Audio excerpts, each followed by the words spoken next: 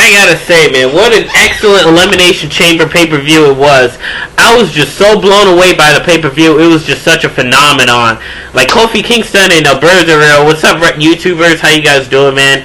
Hopefully you guys are doing good, wrestling fans. This is my review, but I just want to jump into this to say how excited I am about this pay-per-view. This pay-per-view was just good. It just hit the nail on the head. I'm telling you, it just did. It was just such a phenomenon. It was fairly good. The Alberto Del Rio Kofi Kingston match was good. It was just great. It was incredible. Alberto Del Rio able to execute his moves very well. I was very proud of how he sold it, how he sold the move and nailed his gut buster to counter Kofi Kingston's cross body. Kofi Kingston just blocking the cross arm bar was just great. It was just excellent. It personally just blew my mind. I gotta agree. So, yes, that was the match. The Kofi Kingston nailing his missile drop kicks. Alberto Del Rio just finding ways to get his armbar. He always knows how to get an upper hand, and they just actually were great together. They actually made him look even incredible. They look like high potential main eventers. I'm telling you, this was just a phenomenon. So, anyway.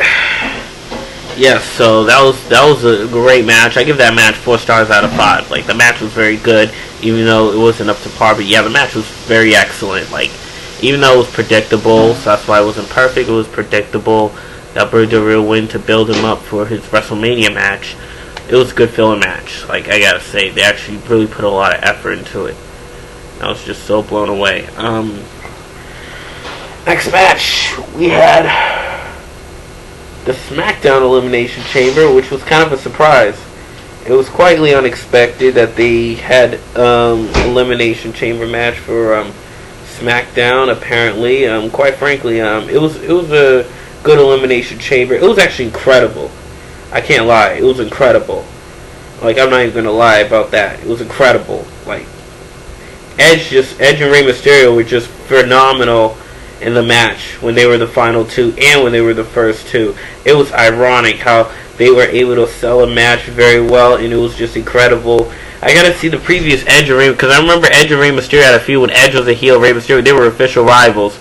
I gotta see that match when Edge was engaged to Vicky Guerrero and they had this whole La Familia crew, and Rey Mysterio, had Rey Mysterio. And, that was just bad surprising. So, apparently, Edge didn't got an upper hand on Rey Mysterio, surprising upper hands. Rey Mysterio got some slight upper hands on Edge, and Wade Barrett had some incredible upper hands. Drew McIntyre was just ready. I was hoping Drew McIntyre comes out and just releases all his rage and rampage, and Drew McIntyre definitely did clear house. I like how he cleared house right there. I like how they've been building Drew McIntyre up. Hopefully, I was hoping Rey Mysterio wins, or the person who's to fill in was Christian. That way, if Christian wins world title, he could have a feud with Alberto Del Rio, and then Drew McIntyre could feud with Edge. So hopefully, I thought Drew McIntyre would cost him the title match, hopefully soon. So I'm hoping they have a Drew McIntyre, Edge, Christian, Alberto Del Rio fatal 4-way WrestleMania match. That would be a phenomenon. Like, it's not just one person. They have a fatal 4-way. Christian and McIntyre go at it. That would just be great. It would blow my mind personally. So, that's what you got right there. So, moving on. So, that match was very good. Big Show. It was the Big Show who got in the chamber. Sorry if I'm rambling a little bit, but the Big Show got in the chamber. And, he actually did a heck of a job unleashing his feud on Barrett. And I think these are just to put in some sub-feuds in the Elimination Chamber. That's why they threw Big Show in. If Big Show was world champion, I wonder how it would sell the match with Alberto Del Rio.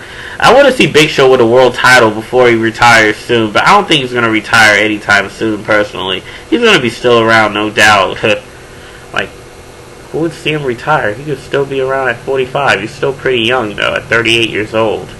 But yeah, Big Show was just a phenomenon, especially during this match against Wade Barrett. Oh my god, those chops were such a killer. And those punch to the back was, oh man, I can't even imagine going there. My heart was pounding, to say the least. And it was pounding. My heart was pounding because it was just such a suspense. And I gotta agree, it was a fact that actually did happen indeed. So yes. Also, who else was in the chamber? Yeah, that's what I got.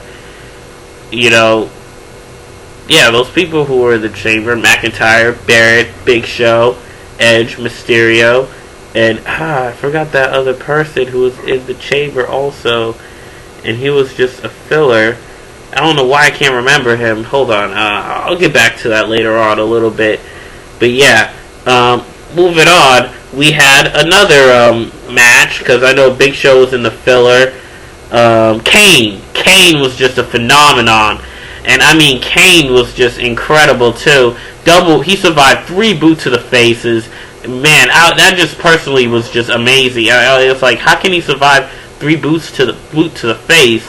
And you know, apparently they actually did a heck of a job. Like, Kane actually still is in it. He's 42 years old. He's still really nailing it. Glenn Jacobs, like, Kane was just phenomenal. This Elimination Chamber was good. Like, I can't deny it. It was very good. It was an incredible display, to say the least. Moving on, we had.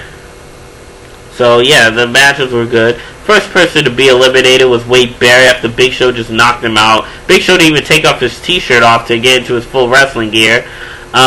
Second person to be eliminated was the Big Show himself after eliminating Wade Barrett. He just brutalized Wade Barrett. Drew McIntyre brutalized Wade Barrett, brutalized Big Show, brutalized Kane, man. Drew McIntyre, I actually love that guy. Is my boy more than Dolph Ziggler. I still think he's a dork, but I like how they've been building him up, because you know, he's been using the sleepers on heavyweights because he's quicker. So he's gonna do something like that, Dolph Ziggler.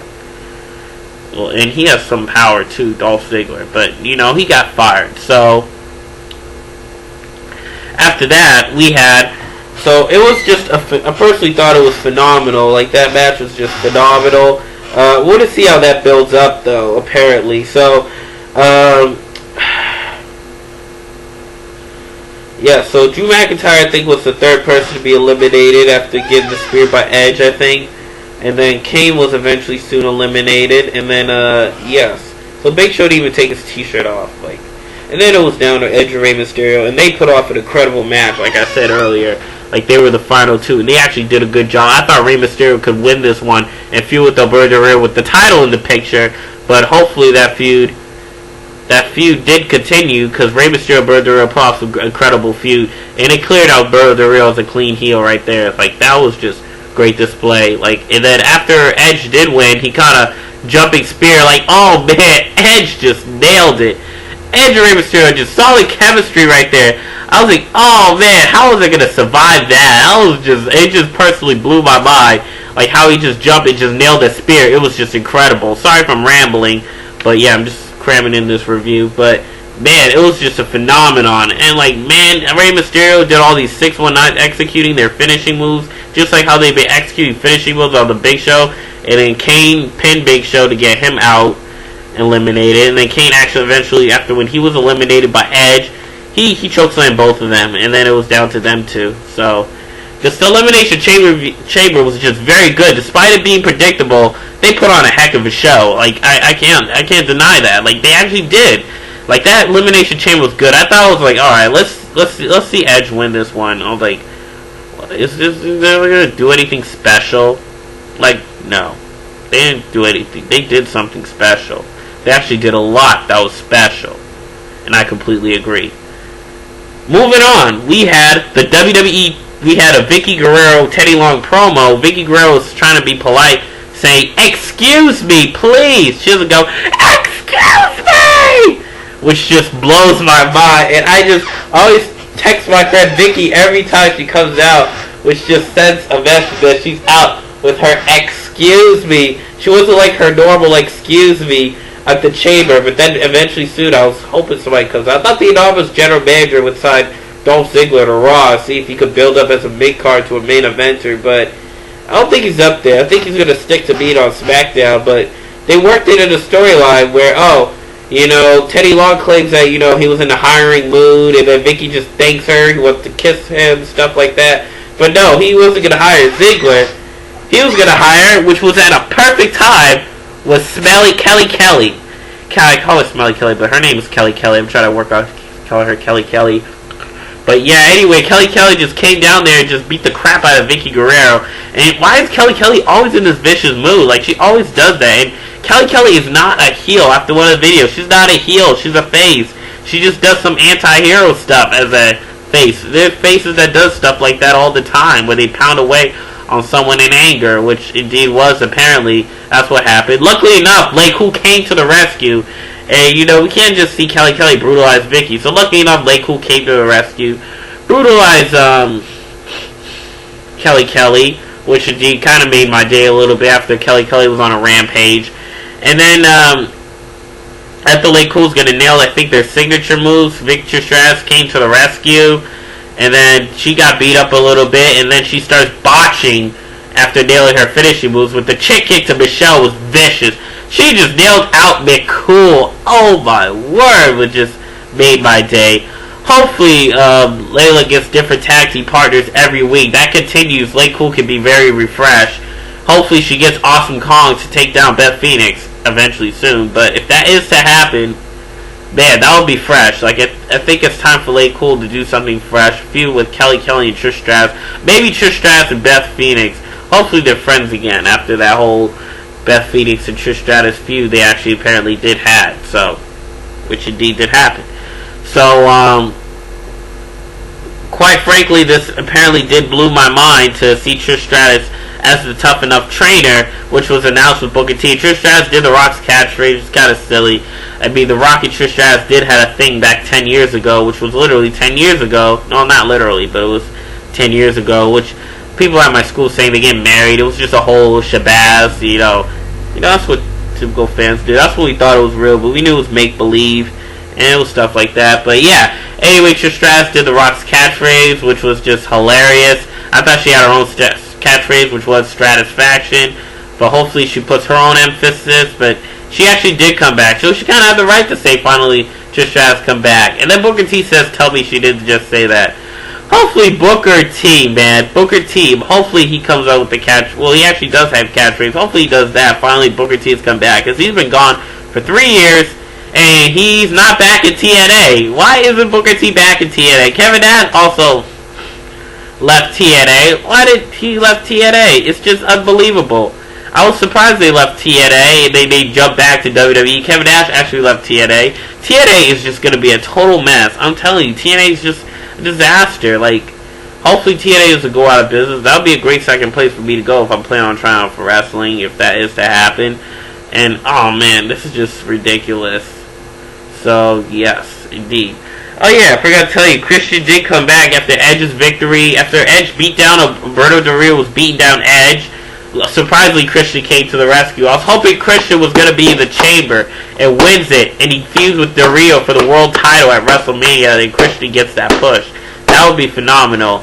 But yeah, I probably did talk about it, so I'm short and sweet with that. But man, that was a phenomenal. Moving on, we had the WWE Championship. The Miz, because I'm awesome, versus Jerry Lawler.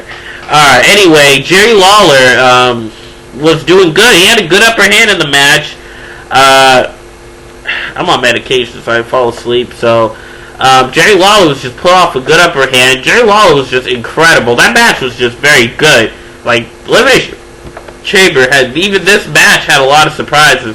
Like, towards the end, Jerry Lawler was just making all these incredible counters. It was just very believable that Jerry Lawler was just going to win, which was just blew my mind out. And then Jerry Lawler countered The Miz, and, you know, he threw Michael Cole, he threw Miz into Michael Cole. Michael Cole got squashed, which, oh man, I felt sorry for Michael Cole, even though he talks so much. I get used to Michael Cole, you know, praising The Miz so much. I like his new gimmick, because even though Michael Cole does sound stupid, it's just hilarious. Especially The Miz with this valet, Alex Riley. It was great to see his valet, Alex Riley, get involved in the match. You know, he needed help from him, but he didn't really get help from Michael Cole. So Miz didn't really get help from two men to beat a 61-year-old Jerry Lawler and made The Miz look weak. And made The Miz look stronger, because he was able to beat Jerry Lawler on his own in a little bit, and he finally beat Jerry Lawler. I mean, if Jerry Lawler did win, I'm hoping he faces Sheamus at WrestleMania, King Sheamus, and they can have a King on King feud, which would be great. But I'm thinking that may happen at like Extreme Rules or Over the Limit. Well, if they have an Over the Limit, because I know the last Over the Limit was a total disaster. I'm thinking that is to happen, and that would be cool. But the match was a phenomenon. Lucky enough, The Miz pulled off the win on his own to get him to victory, and indeed he did, and that's how he got the win right there. So, impressive win. The Miz kind of did blow my mind right there with this victory right there. It was incredible. I was kind of excited too, because I was thinking, oh man, it may be The Miz versus John Morrison or John Cena. It could be a triple threat match. I'm hoping if that's to happen, man, that would blow my mind.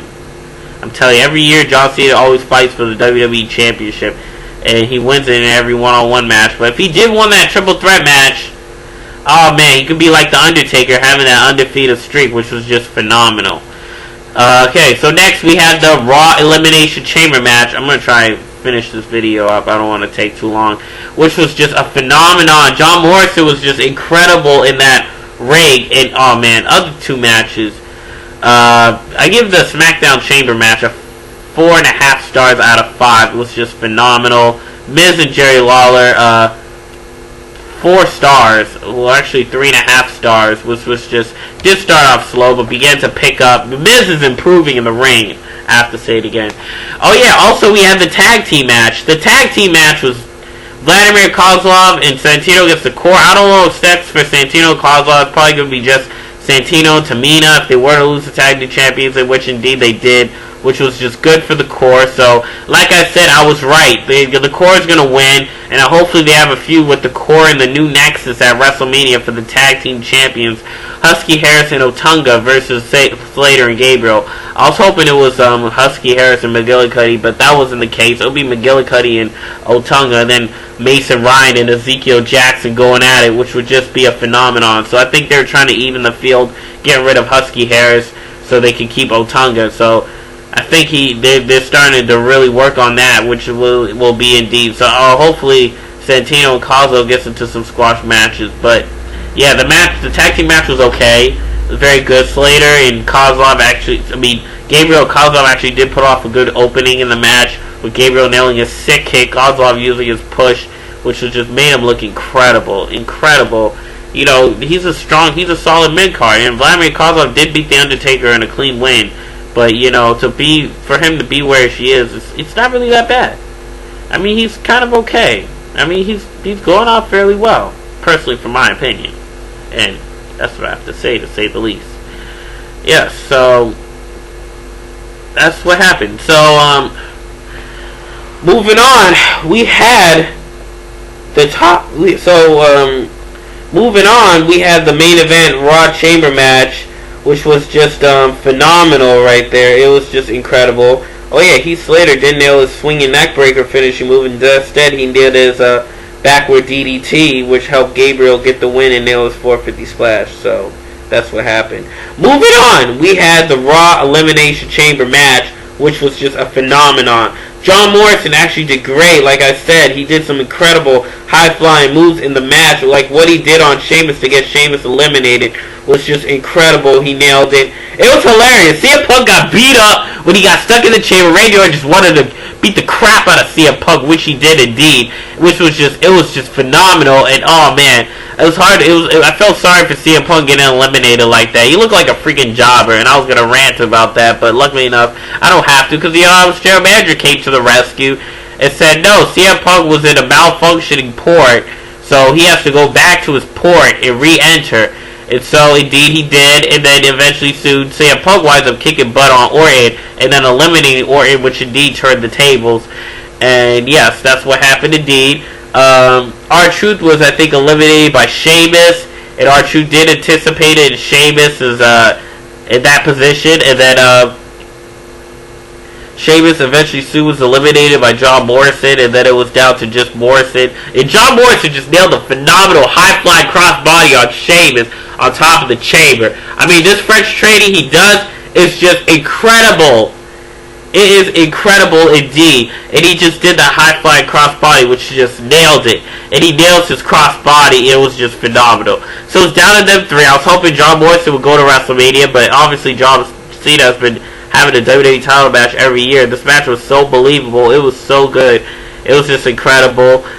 John Morrison and Cena, went at it, and John Morrison, I tell you, was just a phenomenon, and he was just incredible. And John Morrison was just, John Cena nailing his huge upper hand on Morrison and CM Punk. So Morrison eventually was eliminated by Cena. Then Cena eliminated CM Punk in like 10 seconds after eliminating Morrison, which brought him the victory. So it'll be John Cena and The Miz. Hopefully they do a triple threat or fatal 4-way match, because hopefully they do something more spicy, interesting, because it was kind of great, because The Miz refresh or repackage, facing still the same old Cena, which it would still be great. And I'm thinking that's where they may go with this, and it wouldn't be that bad. I mean, those who are ranting on it, I'm thinking this may not be as big of a joke as it would intend to be. But The Miz, hopefully he improves a lot more than he is right now, because he is improving in the ring, apparently, and he's just phenomenal. So hopefully if they build him up more quicker before WrestleMania starts, then you're gonna have a show. Trust me, you're going to have a show. And if he does have a show, if we do have a show, then oh man, I'm blown away, and I gotta see this WrestleMania. Hoping I can. So yes, that's my video. This is the Rendog Extreme. Please leave your comments below, subscribe to me up there, and rate. That's my video, and it's the Rendog Extreme, and I'm taking you to the extreme.